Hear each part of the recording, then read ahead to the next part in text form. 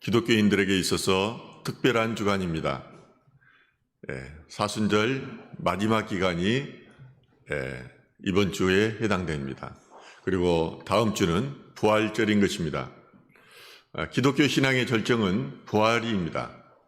그래서 우리는 이 부활을 향해서 계속 나아가고 있는 것입니다.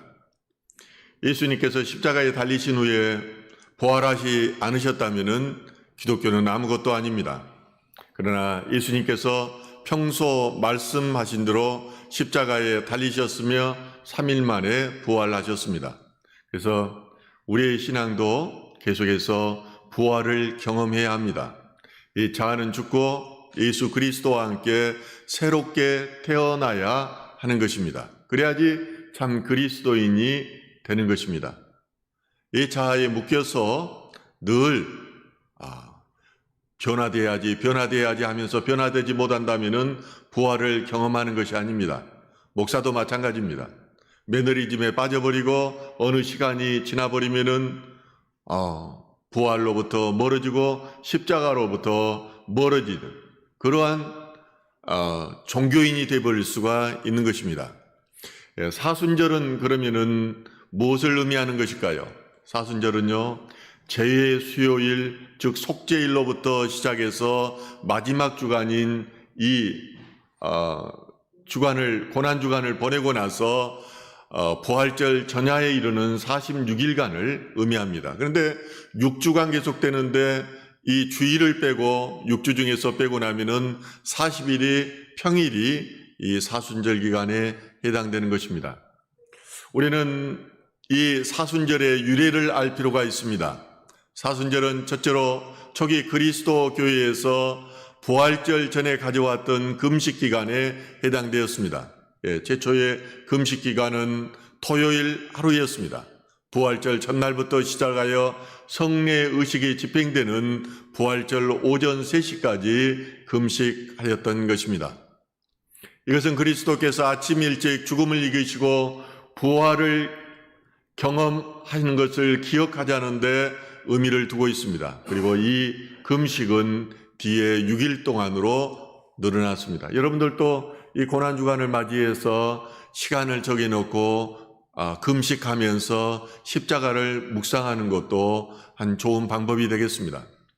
사순절 절기의 두 번째 유래는 부활절 전야에 실시하는 입교 대상자에 대한 세례였습니다. 초대교회가 박해를 받아서 카타콤이라고 하는 이 지하에서 예배를 드릴 때 입교 대상자들은 면밀히 그들은 숨겨왔습니다. 그리고 세례를 받기 전에 40일이라는 기간 동안에 이 준비를 해왔던 것입니다. 40일이라는 숫자는 성경에 많은 의미를 가지고 있습니다. 금식과 관련해서 보면은 예수님께서 광야에서 40일 동안 금식하시면서 사단마귀를 이겼습니다. 시내산에서 모세는 40일간 금식하면서 하나님의 말씀을 받았습니다. 엘리야도 그렇습니다. 하나님의 산 호렙산에서 40일 금식하였던 것입니다. 실제로 세례를 받기 전에 한 이 준비의 기간은 모든 그리스도인들에게 의해서 지켜주도록 하기 위해서 부활절을 위한 일반적인 준비 기간으로 이렇게 사순절이 지켜져 왔던 것입니다. 이 절기는 부활절을 위해서 신앙의 성장과 또 회개를 통한 영적 준비의 시간입니다. 그리고 예수님의 순환과 죽음의 초점을 맞추는 시기이기도 한 것입니다. 고교에서는 속죄일에 고해성사를 하였습니다. 그리고 고해성사로부터 사순절이 시작되었습니다. 성도들은 금식과 함께 자기 연단을 하였습니다. 회개를 하였습니다. 부활하신 주님을 맞을 마음의 준비를 하였던 것입니다. 그렇기 때문에 이 계절에는 육류를 먹는 것이 금지되었습니다. 결혼식 하는 것이 금지되었습니다. 오직 십자가만을 생각하고 그 주님의 십자가와 하나 되기 위해 달려갔던 것입니다. 고난주간의 목요일은 십자가의 목화식이 전날 오늘 본문에 나오는 그 상황을 의미합니다. 주님의 만찬을 기념하는 날입니다. 그래서 송목요일이라고 불렀습니다.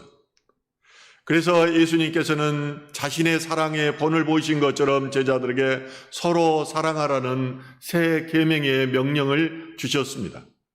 이것은 라틴어로서 마다툼이라고 합니다. 성목요일이 명령하는 날이라는 것입니다. 뭐라고 명령하셨을까요? 너희는 서로 사랑하라. 그리고 그 사랑하는 법을 직접 예수님께서 본을 보이시면서 너희도 이같이 하라고 하신 것입니다. 제가 왜 반복해서 너희도 이같이 하라는 말씀을 전하는 이유가 있습니다. 오늘날 교회가 빛과 생명 그리고 소금의 사명을 잊어버린 것은 이같이 하지 않기 때문입니다. 요한복음 13장 14절은 이렇게 말합니다. 내가 주와 또는 선생이 되어 너희 발을 씻었으니 너희도 서로 발을 씻어주는 것이 옳으니라. 오늘 본문에서 예수님께서는 제자들의 발을 씻기시는 장면이 소개되고 있습니다. 이 이야기는 두 가지의 관점에서 교훈을 우리에게 주고 있습니다. 첫째는 겸손한 종의 모습으로 주님께서 오셨다는 것입니다. 그리고 종이 하는 역할을 주님께서 직접 제자들에게 행하심으로써 너희도 이같이 하라고 명령하는 것입니다. 두 번째 주는 교훈은 죄인의 죄를 씻어주는 것을 의미합니다. 그리고 예수님의 보혈의 피로서 그 안에서 죄를 씻기시고 구원을 주신다는 의미를 담고 있는 것입니다. 저는 이 두 가지 관점에서 오늘 가르침을 여러분들과 같이 나누고자 합니다. 첫 번째 교훈은 너희도 이같이 하라는 것입니다. 예수님은 유월절 마지막 음식을 잡수시던 도중에 일어나셔서 겉옷을 벗고 수건을 가져다가 허리에 두르셨습니다. 예수님께서는 제자를 섬기시기 위해서 자리에서 일어나셨던 것입니다. 누가복음 22장 27절에는 이렇게 말씀하십니다. 앉아서 먹는 자가 크냐 섬기는 자가 크냐 앉아서 먹는 자가 아니냐 그러나 나는 섬기는 자로 너희 중에 있노라. 주인이 일어나서 종의 역할을 하기 위해서 먹다가 자리에서 일어나는 자가 바로 예수님이라는 것입니다. 이렇게 말씀하셨던 예수님께서는 먹는 자리에서 일어나서 섬기는 자의 모범을 보이십니다. 그리고 예수님께서는 이 일을 행하시기 전에 겉옷을 벗으셨습니다. 겉옷을 벗으셨다는 것은 하나님께로 오신 예수님께서 종의 역할을 맡기 위해 겉옷을 벗는 것을 상징하고 있습니다. 그리고 그가 한 일은 수건을 허리에 두르는 것이었습니다. 이스라엘 사람들은 샌들을 신었는데 거기는 석회질이 많아서 밖에 샌들을 신고 걸으면은 발에 먼지가 많이 묻게 됩니다. 그래서 주인은 손님이 오게 되면은 그 종을 시켜서 그 손님의 발을 씻도록 하였던 것입니다. 예수님은 이 일을 하기 위해서 수건을 허리에 두르셨습니다. 그리고 제자들의 발을 씻기 위해서는 필연적으로 그는 무릎을 꿇었을 것입니다. 선생이 제자의 발을 씻긴다는 것도 혁명입니다. 그렇지만은 선생이 황제가 불렀던 주가 왕에게 불렀던 주가 종이 하는 역할을 하면서 무릎을 꿇었다는 것은 혁명 중의 혁명입니다. 그런데 예수님께서는 마지막 제자들의 가르침을 실제 본인이 실현해 보임으로써 너희도 이같이 하라고 말씀하시는 것입니다. 부활하신 예수님께서 마지막으로 하신 말씀도 너희는 이같이 하라는 것입니다. 마태복음 28장 19절과 20절입니다. 오늘 앞구절도 그렇지만은 이 뒷구절도 바로 우리에게 행하신 유언과도 같은 말씀입니다. 가장 중요한 시기에 가장 중요한 장소에서 가장 중요한 말씀을 하신 것입니다. 부활하시고 하나님 아버지께로 가시면서 하신 말씀도 너희는 이같이 하라는 것입니다. 제가 읽어드리겠습니다. 마태복음 28장 19절에서 20절입니다. 그러므로 너희는 가서 모든 민족을 제자로 삼아 아버지와 아들과 성령의 이름으로 세례를 베풀고 내가 너희에게 분부한 모든 것을 가르쳐 지키게 하라. 볼지어다 내가 세상 끝날까지 너희와 항상 함께 있으리라 하시니라. 자, 이 말씀 가운데서는 모든 민족을 제자로 삼으시라고 말씀하십니다. 세례를 베풀라고 말씀하십니다. 그리고 내가 너희에게 가르친 것을 가르치라고 말씀하십니다. 그리고 가장 중요한 말씀을 하십니다. 그리고 이 가르친 것을 지켜 행하게 하라는 것입니다. 이 천국 복음이 모든 민족에게 증언되기 위해서는 온 세상에 내 말씀이 전파되어야 한다고 하십니다. 그리고 온 말씀이 천하에 전파되고야 하면은 예수님께서 재림하신다고 말씀하십니다. 그런데 오늘 복음은 2만 5천여 인종 중에서 이제 몇백 개 부족을 제외하고는 대부분 전해졌습니다. 그런 의미에서 볼 때 주님의 재림의 날은 멀지 않았음을 알 수 있습니다. 또한 오늘날 교회는 어느 때보다도 성경을 잘 알고 있습니다. 그리고 말씀이 넘쳐납니다. 신학도 발달했습니다. 제자 훈련을 받고 예배도 어느 때보다도 많이 드립니다. 역사상 이 부분에서 최고입니다. 종교교육 시대에도 오직 성경, 오직 믿음, 오직 은혜로만 구원을 받는다고 했지만은 지금처럼 말씀이 넘쳐나지는 않았습니다. 그런데 이 시대를 상징하는 요한계시록 3장 1절에서 6절은 사대교회에 대하여 말씀하십니다. 내가 살았다는 이름은 있으나 실상은 죽은 자라. 너희가 그리스도인이라고 부르지만은 그리스도인이 예수께서 행하셨던 그 행위는 없다는 것입니다. 너희가 그리스도라는 잎사귀는 무성하지만은 그 열매는 없다는 것입니다. 오늘날 기독교가 뭐 때문에 이처럼 비웃음거리가 되었습니까? 말만 믿는다고 하지만은 행위가 없습니다. 유대인들이 오늘날 가는 곳마다 두각을 나타내고 그리고 가는 곳마다 성공하고 가는 곳마다 잘 사는 줄 압니까? 그들은 하나님의 말씀대로 삽니다. 약속을 하면은 무조건 지킵니다. 하나님은 언약의 말씀입니다. 베리트의 말씀, 하나님께서 말씀하시면은 그대로 행하셨습니다. 유대인들이 성공한 이유들은 자기들은 한 번 약속을 하고 계약을 하면은 100% 지킨다는 데 믿습니다. 이것이 그들을 성공하게 만들었습니다. 나는 하나님의 백성이기 때문에 남들보다 그들은 훨씬 열심히 일합니다. 잠을 안 자야 될 때는 잠을 안 자고 일합니다. 성공할 수밖에 없는 것입니다. 그리고 정직했다는 것입니다. 오늘날도 기독교인들이 유대인들처럼 말씀대로 살고 정직하게 살고 성실하게 살면은 성공할 수밖에 없습니다. 2000년 전에 제자들의 발을 씻기신 예수님께서 오늘날 우리를 향해서 말씀하십니다. 너희 또한 서로가 종이 되어서 서로 발을 씻어주라. 오늘 설교의 두 번째 포인트는 이렇습니다. 예수님께서 제자의 발을 씻기심으로 자신이 흘린 보혈의 피로 저들의 죄를 씻기신 것을 상징합니다. 그러므로 그들을 구원의 길로 인도하셨다는 것입니다. 거룩한 성으로 인도하셨다는 것입니다. 제자들의 발을 씻기실 때 예수님께서 베드로의 그 발을 씻길 차례가 되었습니다.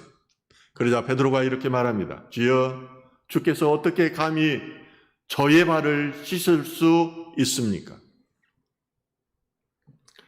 요한복음 13장 6절에서 7절 이렇게 말합니다. 시몬 베드로에게 이르시되 베드로가 이르되 주여, 주께서 내 발을 씻으시나이까? 예수께서 대답하여 이르시되 내가 하는 것을 내가 지금은 알지 못하나 이후에는 알리라. 내가 하는 일을 알지 못한다는 것입니다. 발을 씻기는 의미를 너는 지금 모른다는 것입니다.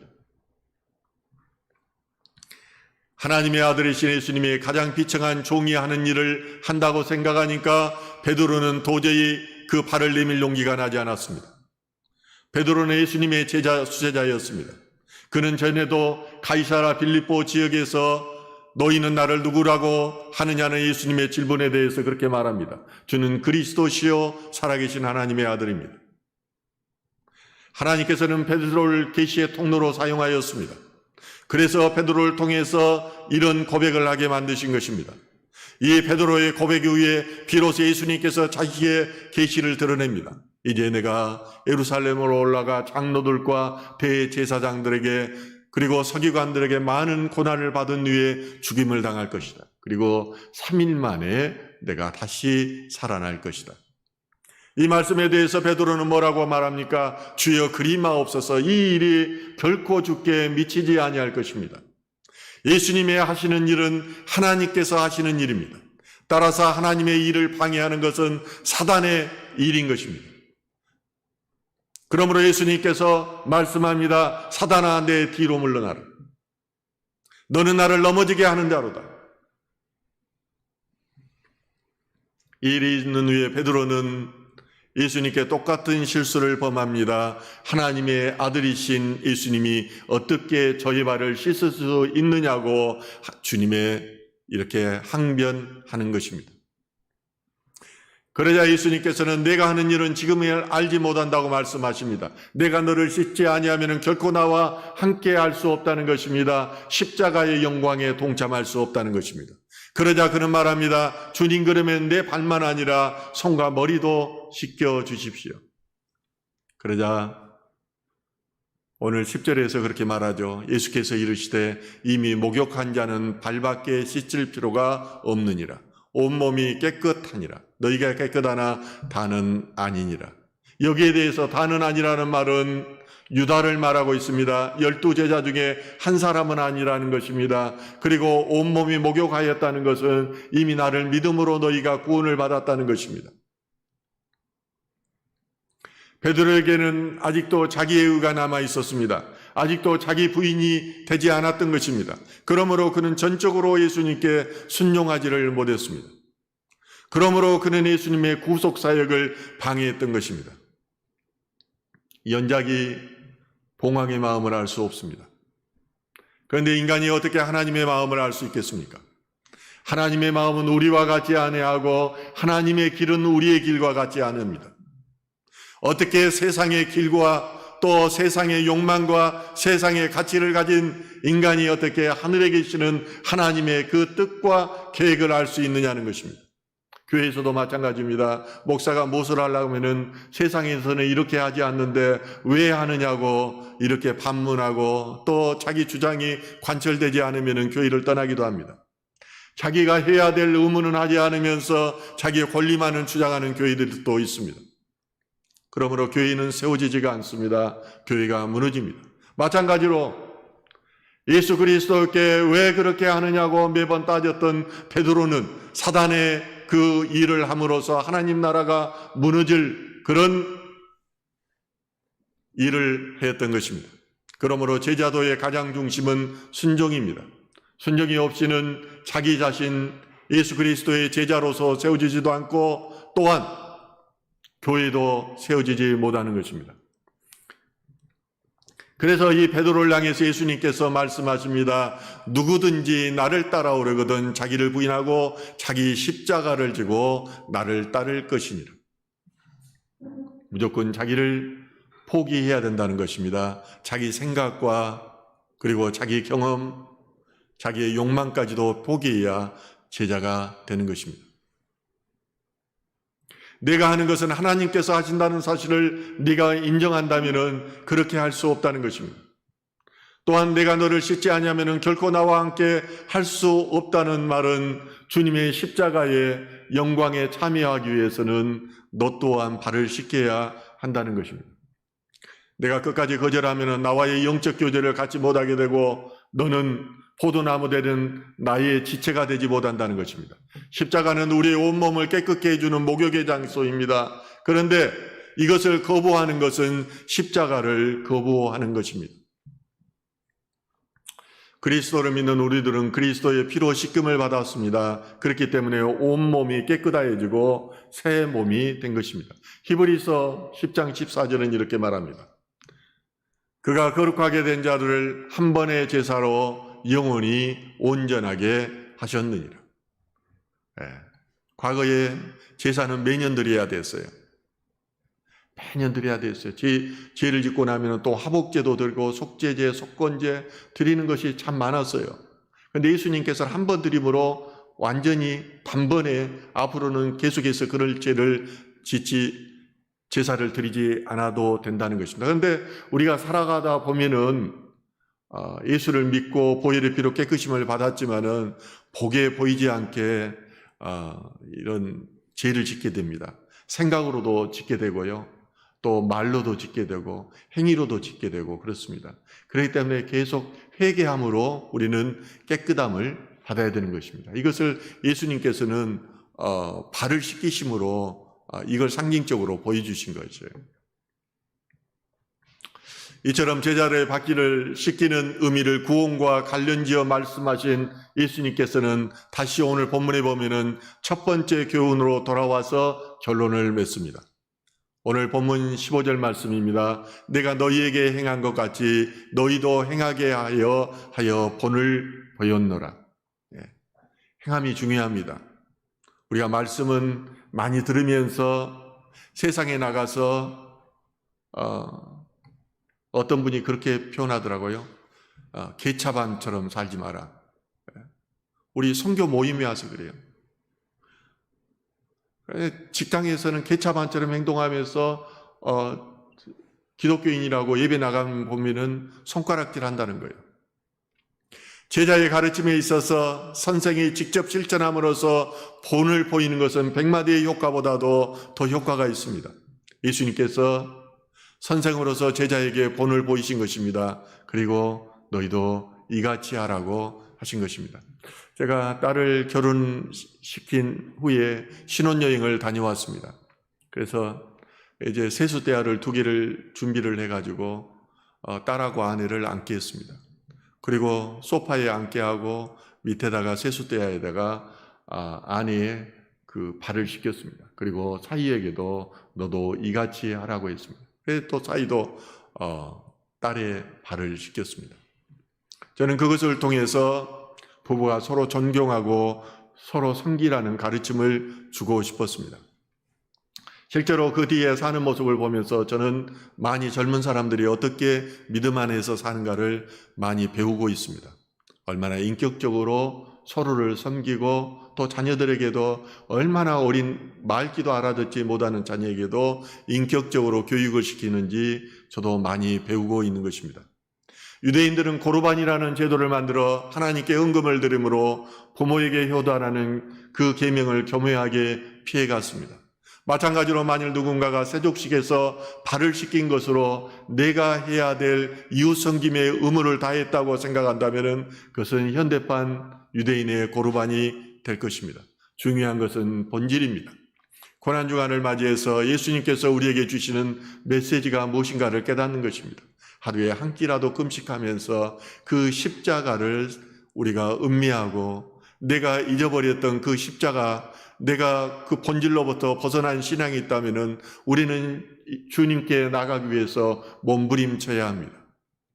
또한 다른 한편으로 예수님의 이 마지막 명령은 시간과 장소적인 개념 속에서 교훈을 주고 있습니다. 오늘 이 말씀을 하신 시점은 6월절 바로 전에 있었습니다. 장소는 마가의 다락방이었습니다. 6월절은 이스라엘 백성들에게 가장 큰 절기였습니다. 출애굽을 기념하면서 하나님의 능력과 그리고 은혜에 감사하는 그런 기간이었습니다. 하나님께서는 모세와 그리고 형 아론을 부르셔서 이스라엘을 애굽으로부터 출애굽하도록 하였습니다. 그러나 바로의 마음은 완화가해졌기 때문에 10가지의 재앙을 주는데 마지막 재앙이 뭡니까? 장자들을 다 죽이는 것이었습니다.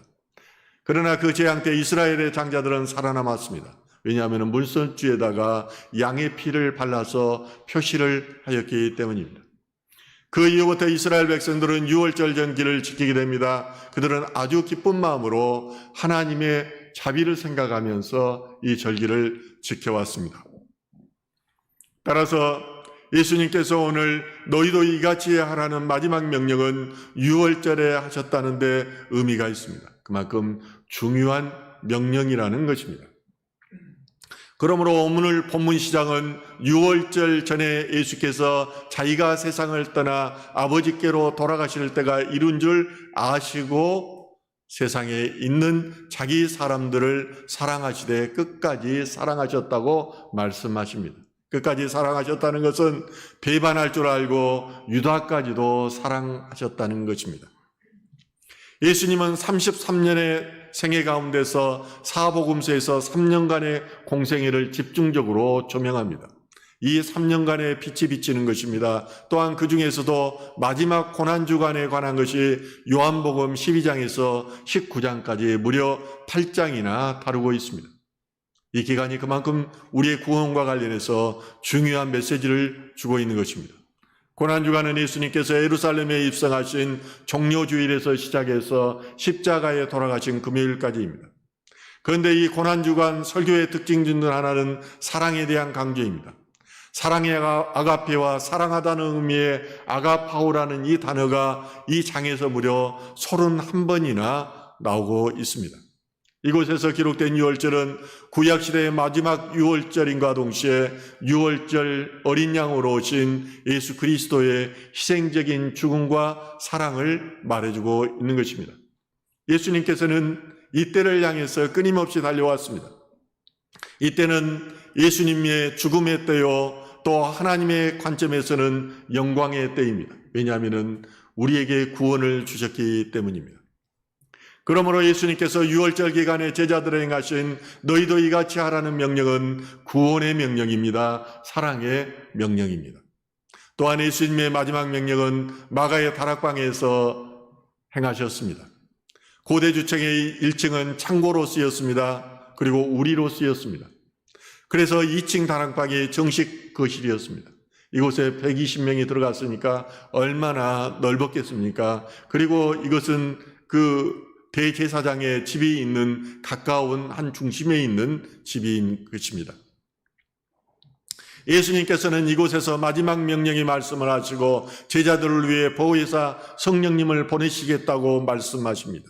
그리고 약속대로 마가의 다락방에 성령이 임하였던 것입니다. 성령이 오심으로 교회가 세워지고 초대교회의 예루살렘 교회는 마가의 다락방에 성령이 오심으로 세워졌다고 말할 수 있습니다. 따라서 마가의 다락방에서 너희도 이같이 하라는 예수님의 명령은 교회 시대를 살아가는 우리들을 향한 가장 중요한 명령인 것입니다.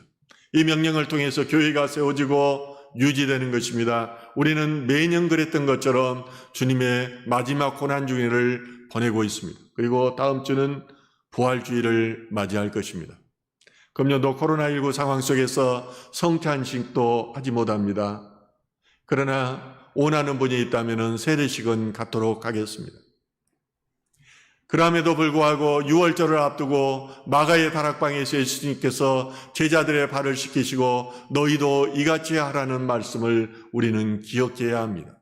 비록 예수님의 음성이 내게 들리지 않을지라도 살아계신 하나님을 바라보면서 이 말씀을 실천해야 합니다. 그러므로 빛을 잊어버리고 소금의 짠맛을 잊어버려서 버려져서 밟히는 아픔을 겪고 있는 우리 모두는 예수의 부활을 다시 한번 경험하고 또 빛과 소금된 그 성도의 가치를 회복하는 그런 귀한 주간 되기를 주님의 이름으로 축원합니다.